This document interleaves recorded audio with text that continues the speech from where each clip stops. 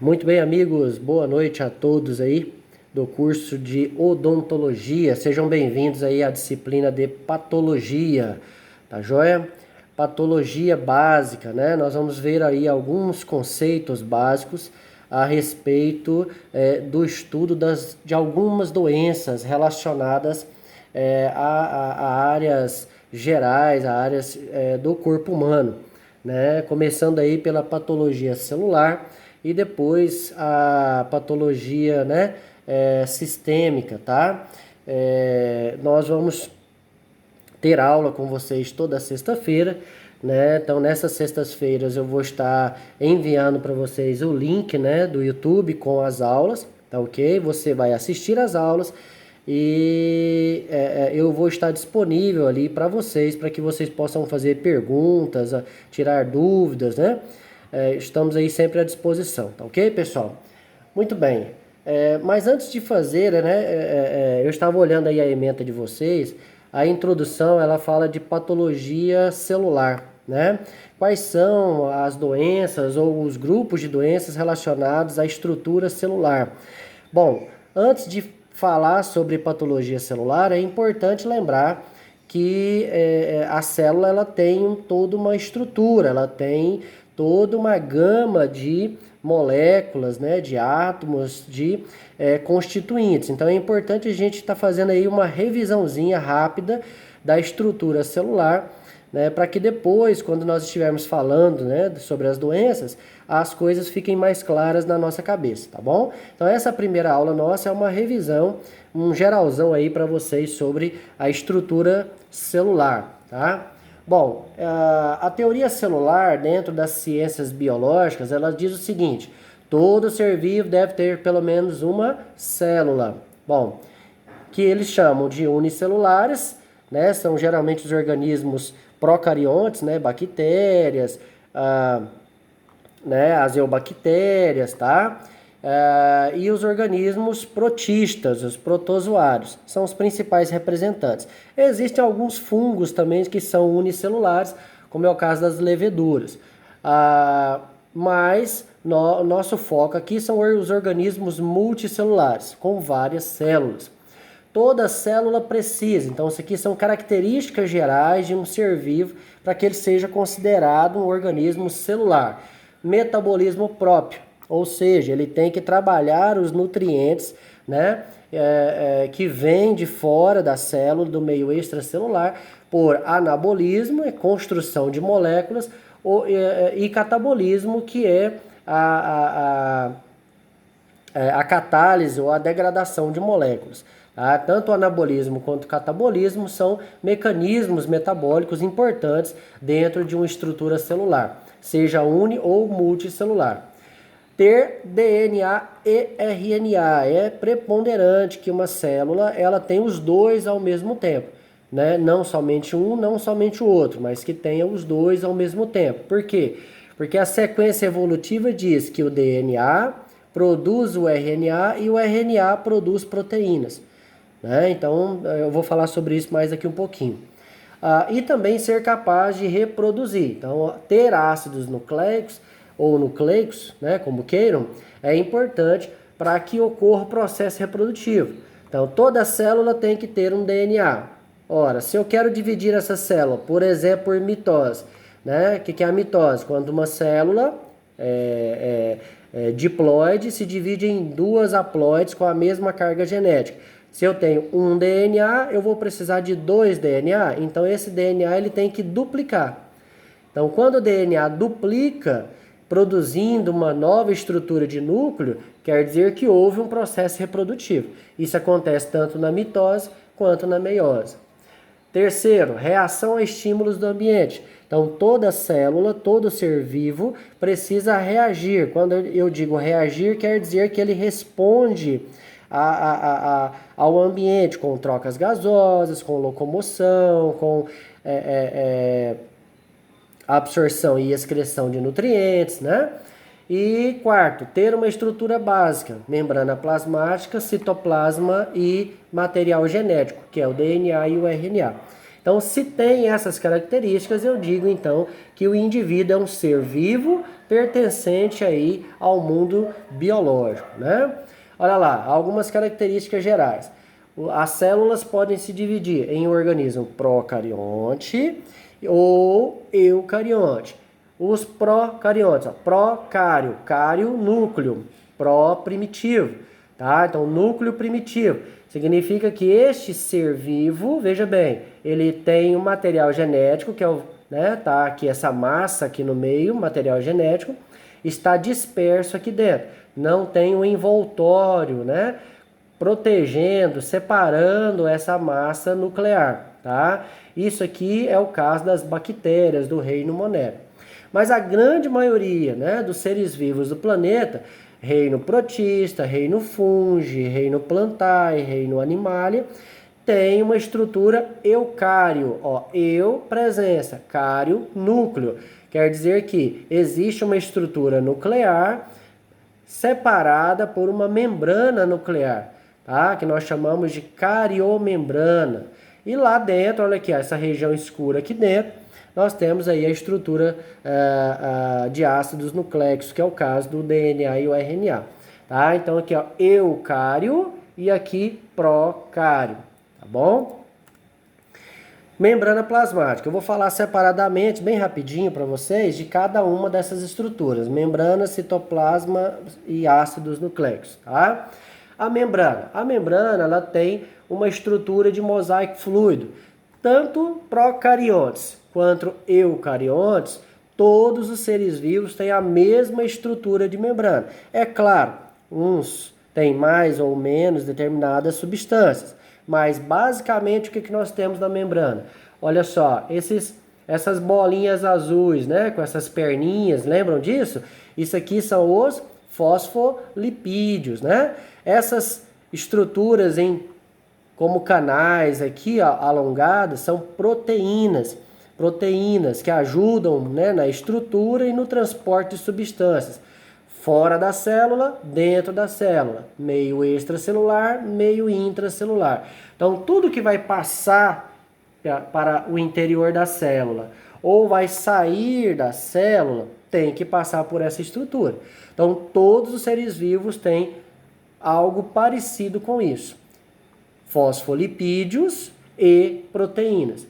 Alguns seres vivos, como é o caso dos animais, tem também essas anteninhas que vocês estão vendo aqui, tá vendo aqui? Isso é um carboidrato chamado de glicocálix, tá? Para que serve esse carboidrato? Fica sempre do lado de fora da célula, ó, na membrana, tá? Ele é fundamental para reconhecimento celular, adesão celular, né? Então, todos os animais, em todas as células, têm, em maior ou menor grau, esse glicocálix do lado de fora aqui, tá? É uma estrutura de reconhecimento celular, né? Por que será que o fígado, as células hepáticas, né, não se dão com as células renais? Por que será que um grupo de células vai formar fígado, um grupo de células vai formar rins, um grupo de células vai formar, né, coração? Então, cada célula, ela se reconhece. Ela, durante o processo embriológico. Por quê? Porque cada célula tem o seu glicocálix específico, né? Então, uma célula hepática, ela não se identifica com uma célula renal. Então, não daria certo. Por quê? Porque o glicocálix não é o mesmo. Então, basicamente, é para isso que ele vai servir, né? A membrana plasmática, como eu disse, olha só, ela tem a função de permeabilidade seletiva, foi o que eu falei, tudo que vai entrar ou que vai sair passa por ela. Porém, isso ocorre de maneira seletiva, ou seja, será que tudo pode entrar? Qualquer molécula, qualquer substância pode entrar numa célula? Claro que não. Então, algumas coisas podem, outras não. Umas entram de maneira mais fácil, outras entram de maneira mais difícil. Então, isso é seletividade. Nós vamos falar de alguns tipos de transporte pela membrana, né, muito comuns através da membrana plasmática. Por exemplo, tipo de transporte passivo. O passivo é quando a célula não gasta energia, não há gasto de energia do interior celular. Quando eu falo energia, estou falando do famoso ATP, né? Então a célula não gasta ATP para transportar substâncias através da membrana. É o caso da osmose. Osmose é o transporte de água. A água ela se desloca sempre de um meio menos concentrado para um meio mais concentrado. Ou seja, se aqui está menos concentrado em soluto e aqui está mais concentrado em soluto, a tendência é a água é entrar pela membrana para diluir o excesso de soluto, causando o quê? A homeostase, o equilíbrio entre os dois lados da membrana. Então, basicamente, a osmose tem essa característica, tá? A difusão simples, difundir, sair do menos para o mais. Só que nesse caso falamos de soluto, do local de maior concentração para o local de menor concentração. Eu quero dar um exemplo aqui do transporte de gases através dos alvéolos pulmonares. Os alvéolos pulmonares, para quem lembra aí, fica lá na extremidade dos bronquíolos, bem na extremidade dos bronquíolos, na pontinha do último canalzinho lá dos pulmões, onde o ar chega no limite. Então ali nós temos bolsas de ar com tecido epitelial. Essas bolsas de ar estão em contato direto com os vasos sanguíneos que vêm do coração. E ali, bolsa de ar, tecido epitelial, vaso sanguíneo, ocorre o quê? Troca de gases. Então, o oxigênio que vem de fora para dentro, ele vai do mais, que é fora, para dentro da corrente sanguínea, que é menos. Então, do local de maior para o local de menor concentração. E o inverso acontece com o gás carbônico. Então, entra oxigênio e sai gás carbônico, do maior para o menor. Tá? Isso acontece nos alvéolos pulmonares. Difusão facilitada, continua sendo transporte passivo, não há gasto de energia aqui. Só que na difusão facilitada também vai ser do maior concentrado para o lado menos concentrado. Porém, vai ter uma facilitação, vai ter uma ajudinha. Por exemplo, tá vendo aqui?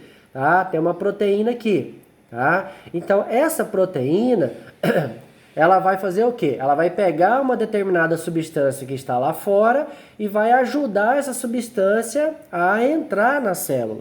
Então, quando eu tenho uma proteína que faz essa intermediação dentro e fora, eu chamo isso de difusão facilitada. Tá? Sempre do ambiente mais concentrado para o menos concentrado. Isso acontece com a glicose, acontece com os aminoácidos, acontece com o nucleotídeo. A glicose ela vem do metabolismo dos carboidratos, aminoácido vem do metabolismo da digestão das proteínas e os nucleotídeos vêm da digestão dos ácidos nucleicos, DNA e RNA. Então, quando nós nos alimentamos, nós fazemos o processo digestório, através do tubo digestório. Tá? Então, lá no jejum no ilho, lá no final, o que sobra? Sobra glicose, sobra aminoácido, sobra nucleotídeo. Então, essas substâncias, vamos voltar aqui. Então, imagina que isso aqui seja a membrana plasmática de uma célula do jejum no ilho, que é o local de absorção no intestino delgado. Então, a glicose está do lado de fora e a glicose precisa entrar na corrente sanguínea que é aqui.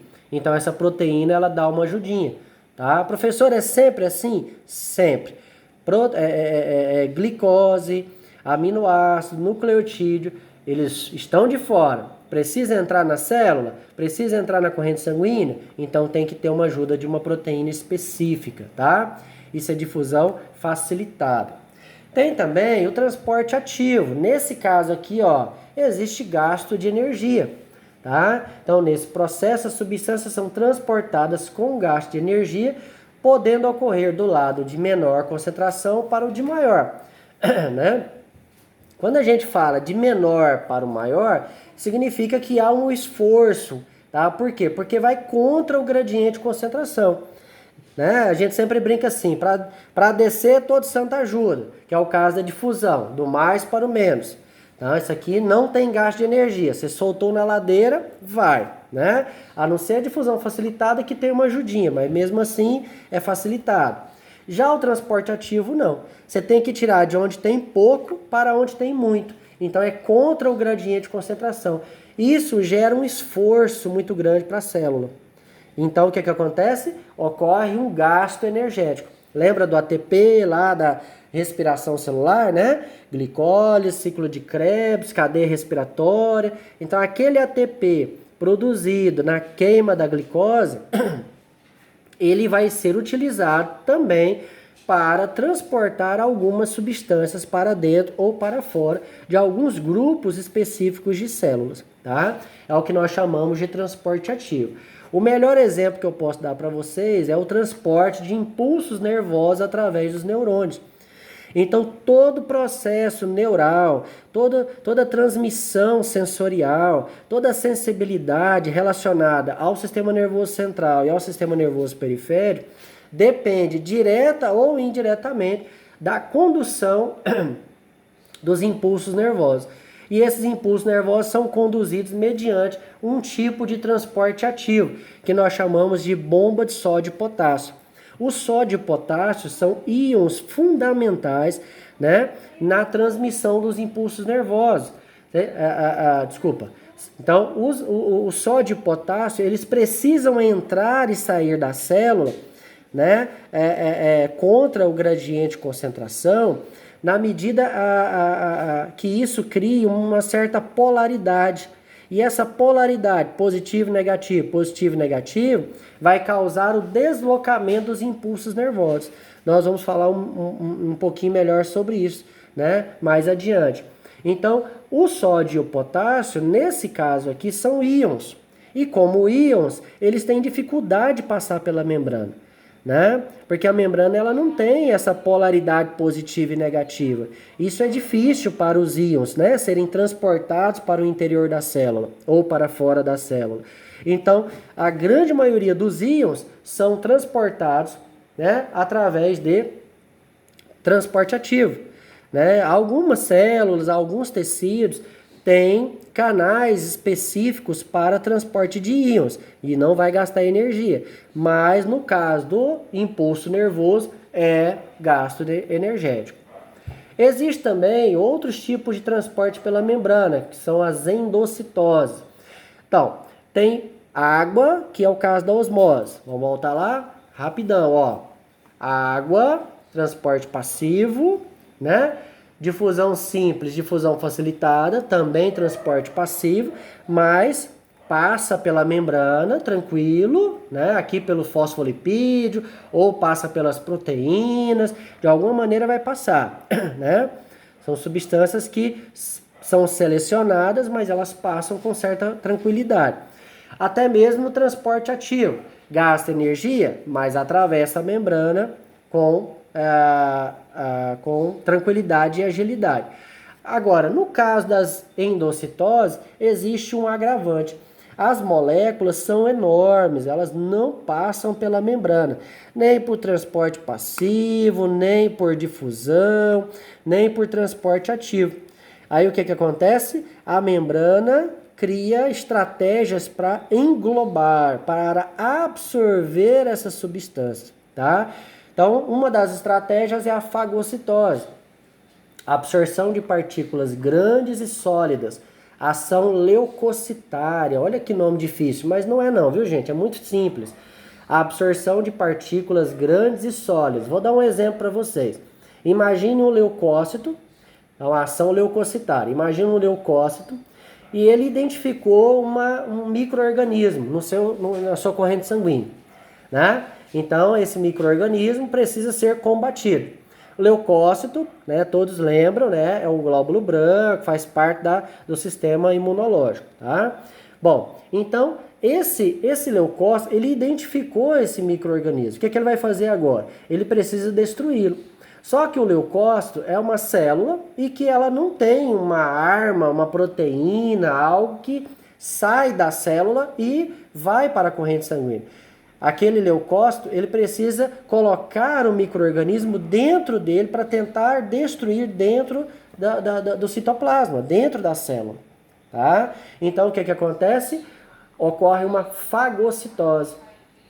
O leucócito vai abraçar, né? O que é abraçar? Ele vai dobrar a membrana plasmática,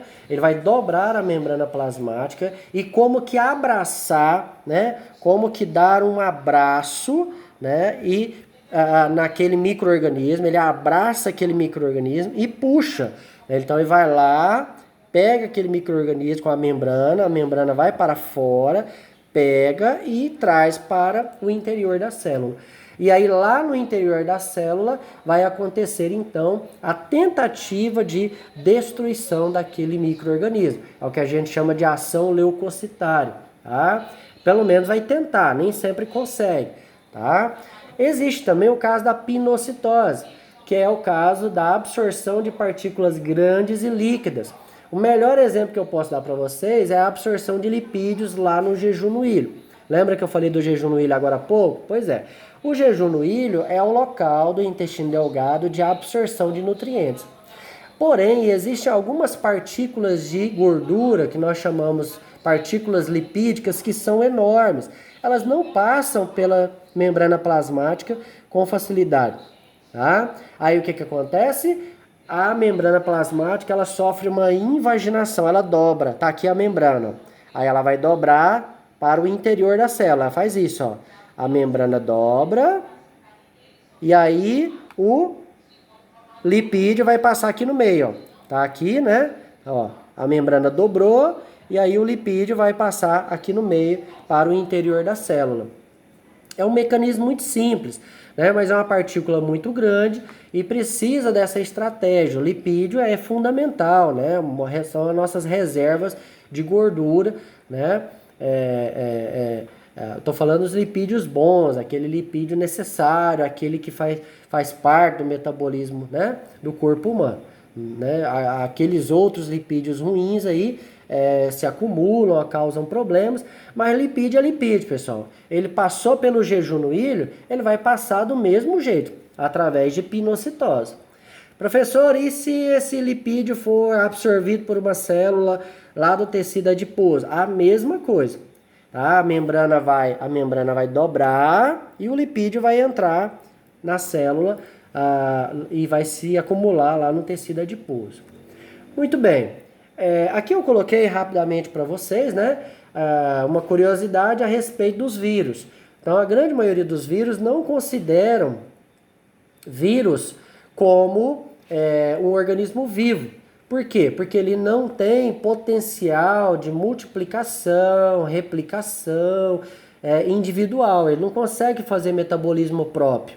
Tá? Ele não reage aos estímulos do ambiente sozinho. Ele precisa invadir uma célula, contaminar uma célula para causar problemas. Então, na patologia, vocês vão ver diversas doenças relacionadas à membrana, citoplasma, vírus, né, relacionada à célula.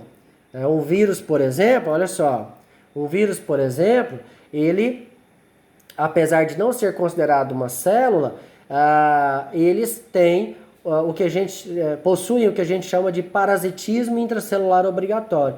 Ele depende da maquinaria celular para reproduzir, tá? E onde que ele vai? Gente, toda a carga viral, quando ele entra numa célula, né, no hospedeiro, o local que ele vai é direto para o DNA. Quando ele domina o DNA, ele domina o núcleo da célula, acabou. Aquela célula, ela está detonada, ela está destruída. Agora ela vai passar a trabalhar para o vírus.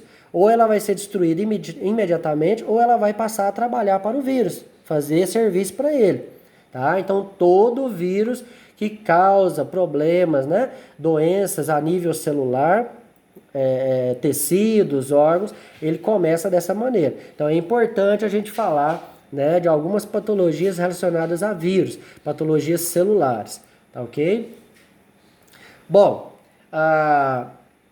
essa segunda parte aqui, eu vou deixar para o próximo vídeo. Eu vou dividir essa aula de vocês em 2 vídeos de 30 minutos, ou quase 30 minutos, tá bom? Porque senão ela fica muito longa e é complicado para a gente tá postando isso no YouTube, demora muito, tá bom, galera? Então já já eu volto aí com a segunda parte do nosso vídeo, né? Nós falamos primeiramente sobre membrana plasmática, né? Professor, mas é importante saber dessas coisas, transporte? Claro que é, pessoal. Tudo que vai entrar numa célula, vai sair de uma célula, né? Precisa passar pela membrana. Se a membrana não está funcionando, né? Então vai desenvolver, obviamente, algum efeito patológico, alguma doença, algum problema. Existem inúmeras doenças relacionadas à disfunção de membrana, né? Ou alguma proteína que não está absorvendo, né? Algum nutriente importante, né? Então, nós vamos falar de algumas dessas reações aí, patológicas relacionadas à membrana plasmática também, tá? Eu sempre digo o seguinte, né?